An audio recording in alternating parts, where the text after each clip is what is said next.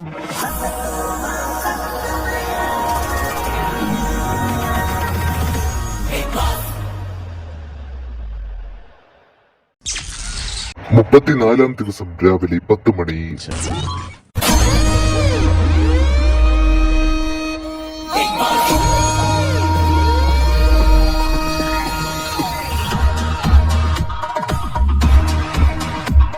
ലോകത്തിൻ കഥയറിയാതെ നേരത്തിൻ ഗതിയറിയാതെ വാഴുമ്പോ ആടുന്നവരാരോ വീഴുന്നവരാരോ ഏകാന്തത താണ്ടി ജയിക്കാനാരോ.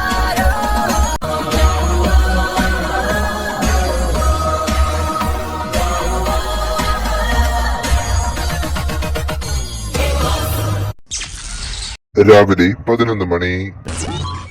മത്സരാർത്ഥികളെ ശ്രദ്ധിക്കൂ, നിങ്ങളുടെ മണി വീക്ക് ഇന്നലത്തോടുകൂടി അവസാനിച്ചിരിക്കുന്നു. ബിഗ് ബോസ് സീസൺ 2-ലെ പണപ്പെട്ടിയുമായി ഒരു മത്സരാർത്ഥി ബിഗ് ബോസ് സീസൺ 2 ഷോവിനോടും വീടിനോടും വിട പറഞ്ഞ് ഇന്നലെ ഇവിടെ നിന്നും യാത്രയായി. ഉച്ചയ്ക്ക് 12 മണി. ഞാൻ പറയുകയാണെങ്കിൽ യോഗി പ്രസാദ് ചെയ്തത് നല്ലൊരു കാര്യം തന്നെയാണ്. കാരണം പ്രസാദിന് ഓൾറെഡി അവൻ ഉറപ്പിച്ചു കഴിഞ്ഞ് അവൻ ഈ വീക്ക് എവിക്റ്റഡ് ആവാൻ ഏറ്റവും കൂടുതൽ സാധ്യതയുണ്ട്. അപ്പോൾ അവൻ എന്നോട് ഈ കാര്യം പറഞ്ഞതാണ്.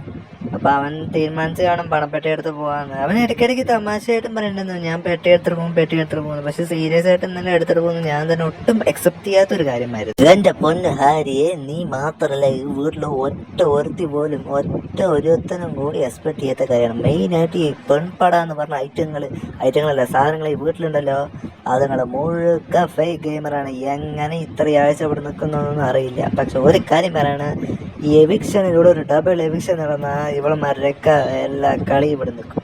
മെയിനായിട്ട് ആ ചുട്കി, അവൾ എന്തൊരു ഫേക്ക് ഗെയിമറായിട്ട് എങ്ങനെയാണ് അവൾ ഇവിടെ നിൽക്കുന്നതെന്ന് അറിയുന്നില്ല. അതേപോലെ സരസമയൊന്നും ഒരു കോപ്പും ചെയ്യില്ല. എൻ്റെ കൂടെയുള്ള വായ അടിച്ച് നടന്നു, പക്ഷെ ഇപ്പോൾ അവളൊന്നും ചെയ്യുന്നില്ല.